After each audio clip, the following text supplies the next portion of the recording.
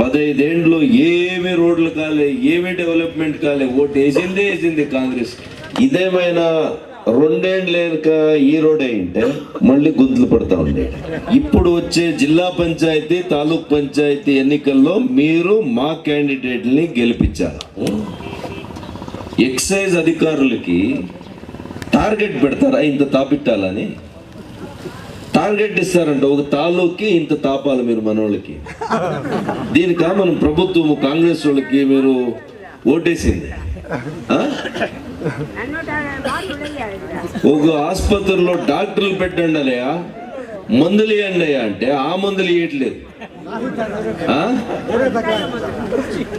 Liver cancer వచ్చి అట్లా మందు ఇస్తా ఉంటారు. దాని నుంచి మీరు కూడా చాలా మంచి జనం. 15 ఏండ్లు ఏమి రోడ్లు కాలే, ఏమి డెవలప్మెంట్ కాలే, ఓటు వేసింది కాంగ్రెస్. ఇప్పుడైనా బుద్ధి వచ్చి తెచ్చుకున్నారా లేదా? తెచ్చుకుంటారా లేదా? 2028లో మా ఎన్డీఏ అభ్యర్థిగా ఎవరు ఇక్కడ నిలబడతారో వాళ్ళకి 25,000 ఎక్కువ మెజారిటీతో ఎమ్మెల్యే చేయాల. చేస్తారా? నాకు నమ్మకం రావాలంటే ఇప్పుడు వచ్చే జిల్లా పంచాయతీ, తాలూక్ పంచాయతీ ఎన్నికల్లో మీరు మా క్యాండిడేట్ని గెలిపించారు.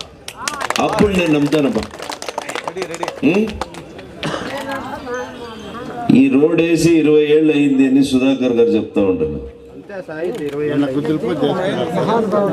ఎప్పుడు అంటే స్వర్గీయ శ్రీరామరెడ్డి గారు ఎమ్మెల్యే ఉన్నప్పుడు ఈ క్వాలిటీలో